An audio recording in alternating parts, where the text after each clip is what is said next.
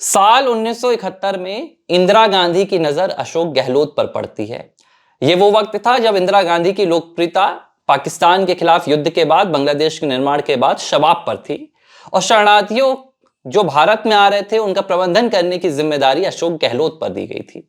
अशोक गहलोत ने इस जिम्मेदारी को बखूबी निभाया था और इसके 5 साल बाद उन्हें कांग्रेस पार्टी में चुनावी राजनीति में भी लाने का जो फैसला था वो इंदिरा गांधी का था। यह वो दौर था जब अशोक गहलोत गांधी परिवार के एक वफादार विश्वास पात्र बन चुके थे। लेकिन इसके करीब 52 साल बाद साल 2022 में सितंबर का महीना आया जब कांग्रेस पार्टी को एक ऐसे नेता की तलाश थी जो गांधी परिवार की उतारी गई चप्पलों को अपने भगवान का सिंहासन समझकर पूजे। उसकी तलाश में जो कई नाम सामने आए थे उनमें से एक नाम सामने आया था राजस्थान के तत्कालीन मुख्यमंत्री अशोक गहलोत का। जाहिर सी बात थी, सोनिया गांधी को भी यह लगा कि गांधी परिवार के सबसे वफादारों में से एक हैं अशोक गहलोत और गांधी परिवार का इशारा मतलब उनके लिए अंतिम आदेश होगा। लेकिन राजस्थान में अचानक बगावत बनने लगी।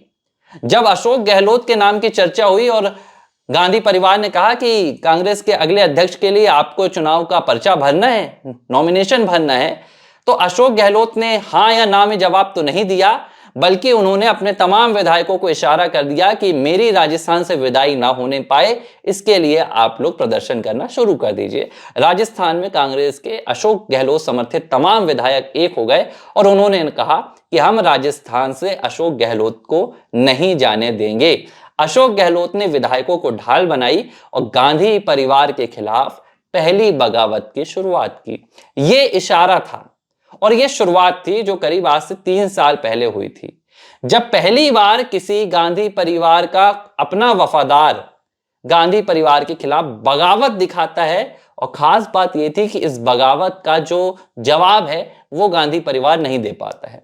अशोक गहलोत की कुर्सी बरकरार रही, गांधी परिवार उन्हें राजस्थान से बाहर नहीं निकाल पाया। उसके बाद चुनाव हुए, उसमें अशोक गहलोत की हार हो गई। अब यह बात मैं आपको क्यों बता रहा हूं, क्योंकि इस वक्त कांग्रेस पार्टी के भीतर यही माहौल बन गया है। एक के बाद एक नेता जिन पर कभी गांधी परिवार ने भरोसा किया या जिनको लेकर गांधी परिवार को लगता है कि वो हमारे खिलाफ नहीं आएंगे, अब वही गांधी परिवार को सीधी आंख दिखा रहा है, वही गांधी परिवार को चुनौती दे रहा है और गांधी परिवार शक्तिहीन नजर आ रहा है। एक उदाहरण मैंने आपको अशोक गहलोत का दिया, जो इंदिरा गांधी के समय में कांग्रेस पार्टी में जुड़ते हैं और सोनिया गांधी के वक्त में आकर बगावती इशारे देते हैं। वो अलग बात है, कांग्रेस पार्टी में वो आज भी हैं, लेकिन उन्होंने गांधी परिवार की शक्ति पर अंकुश लगाने का काम सबसे पहले किया। अब जो दूसरा यहां पर उदाहरण आ रहा है, मैं आपको एक और बताता हूं। डीके शिव कुमार ने माफी मांग ली है, ये चर्चा हर तरफ है, लेकिन इस माफी के साथ डीके शिव कुमार ने एक और बात की। डीके शिव कुमार ने कहा कि गांधी परिवार हमारे लिए भगवान है। अब ये बात जब निकल कर सामने आई तो हर किसी को हैरान कर देने वाली थी। वो डीके शिव कुमार जो पिछले 2.5 साल से अपनी मुख्यमंत्री की कुर्सी की लड़ाई लड़ने के लिए लगातार भाजपा के करीब जा रहे हैं।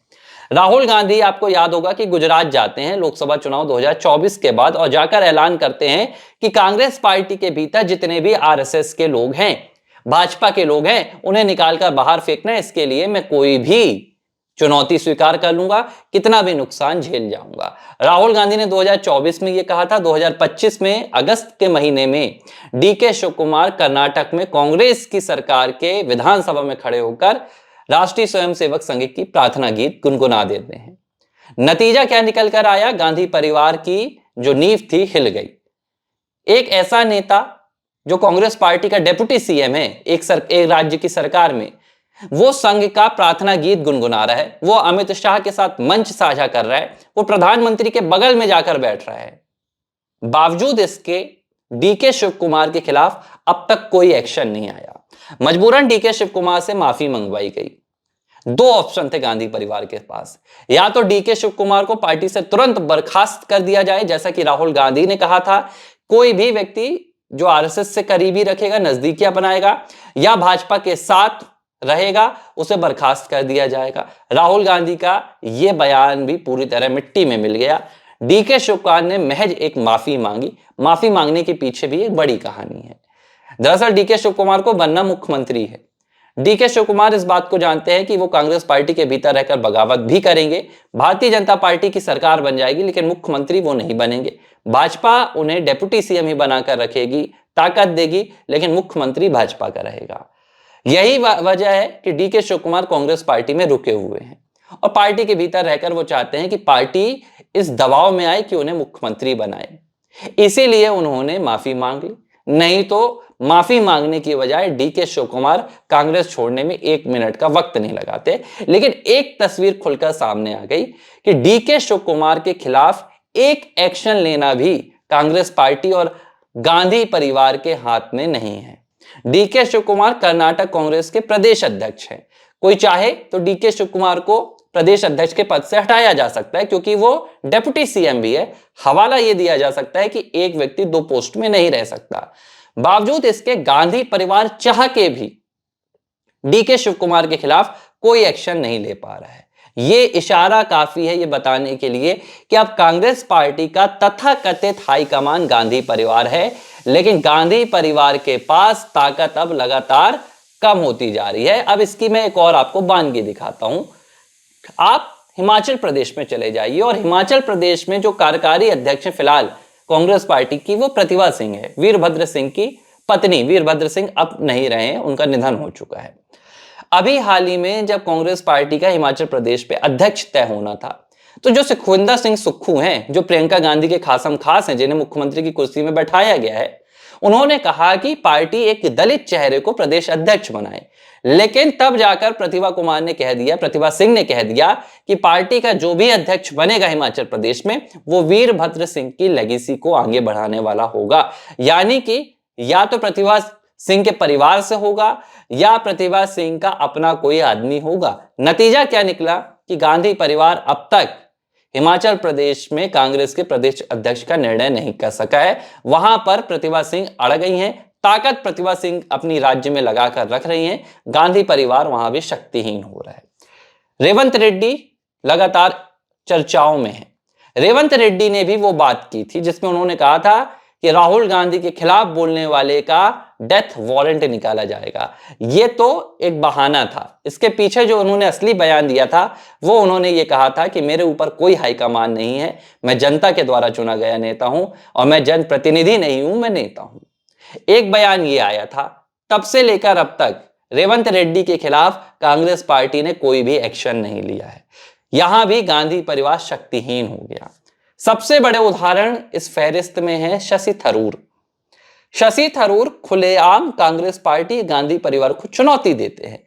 पीएम मोदी के द्वारा बनाए गए नेतृत्व में, प्रतिनिधित्व में विदेश जाते हैं और राहुल गांधी के विपरीत बोलते हैं। बावजूद उसके आज भी वो सांसद हैं कांग्रेस पार्टी के। प्रतिभा सिंह, अशोक गहलोत, डीके शिव कुमार, रेवंत रेड्डी और शशि थरूर, ये वो 5 नाम हैं जो इस वक्त गांधी परिवार के लिए सबसे बड़े संकट बन चुके हैं। ये परिवार, गांधी परिवार को ये 5 नाम सीधी चुनौती दे रहे हैं। लेकिन सबसे बड़ी बात है कि इनकी चुनौती के सामने गांधी परिवार झुका हुआ है। गांधी परिवार मजबूर है और उसकी मजबूरी का सबसे बड़ा जो कारण है वो है कि इन नेताओं की अपनी एक पैठ है। इन नेताओं के पास अपना एक जनमत है जो फिलहाल गांधी परिवार के पास नहीं है। राहुल गांधी अमेठी से चुनाव हार गए थे 2019 में। इसके बाद संसद में रहने के लिए उन्हें वायनाड जाना पड़ा। हालत यह आ गई थी कि राहुल गांधी उत्तर भारत की किसी सीट से चुनाव नहीं लड़ पा रहे थे। सोनिया गांधी 2024 पहुंचते पहुंचते उन्हें इस बात का एहसास हो गया कि अब रायबरेली उनके बस पे नहीं है। वो राजस्थान से राज्यसभा में चली गई। प्रियंका गांधी को इसलिए फिर लोकसभा में लाया गया क्योंकि अब लोकसभा में मेंबर गांधी परिवार के कम हो रहे थे। वायनाड से उन्हें लाया गया। डीके शिव कुमार के पास कर्नाटक में अपने विधायक हैं, अपनी उनकी लोकमत है, उनकी जो जनता के बीच में ताकत है वो बनी हुई है। रेवंत रेड्डी के पास पूरा तेलंगाना है, प्रतिभा सिंह के पास हिमाचल प्रदेश है और शशि थरूर केरल में अपनी पैठ जमा कर बैठे हैं। मतलब इशारा साफ है कि कांग्रेस पार्टी के भीतर जिस तरह से गांधी परिवार की साल दर साल चुनावी हार हुई है, गांधी परिवार के नेतृत्व में कांग्रेस पार्टी लगातार तीसरी बार लोकसभा चुनाव हारी। देश के ज्यादातर राज्यों में जहां कांग्रेस पार्टी की सरकार थी वो सरकारें डूब गई। 3 राज्यों में फिलहाल बची हुई है। इसके बाद यह तय हो गया कि गांधी परिवार के पास ताकत नहीं है। लोकतंत्र में और राजनीति में ताकत उसी के पास होती है जिसके पास जनता होती है। अब गांधी परिवार कांग्रेस के लिए एक ट्रॉफी हो गया है, जिस ट्रॉफी को रखकर सिर्फ कांग्रेस पार्टी चल रही है। कोशिश हो रही है कि ये जो राहुल गांधी की लॉन्चिंग चल रही है 2029 तक अगर कुछ हो गया तो ठीक है, नहीं तो राहुल गांधी के साथ ये 2029 जो आने वाला है गांधी परिवार के लिए आखिरी चुनाव भी साबित हो सकता है। और ये आखिरी चुनाव सिर्फ विपक्ष के नजरिए से नहीं, कांग्रेस पार्टी के भीतर मैं गांधी परिवार की बात कर रहा हूं। और इसमें कोई दो राय नहीं है। 1977 में जब इंदिरा गांधी चुनाव हारी थी तो 1978 में इंदिरा गांधी को पार्टी से निकाल दिया गया था।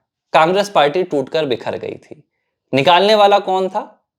वही कांग्रेस पार्टी का अध्यक्ष जो कभी इंदिरा के लिए इंदिरा इज इंडिया का नारा लगा रहा था। अब ये जो लोग हैं जिस तरह के ये बयान दे रहे हैं, चाहे डीके शिव कुमार का गांधी परिवार को भगवान मानना हो, रेवंत रेड्डी का राहुल गांधी के खिलाफ बोलने वालों के लिए मौत का वारंट निकालना हो, ये बयान बता रहे हैं कि ये नेता अब कांग्रेस पार्टी के भीतर रहकर राजनीति करना सीख गए हैं।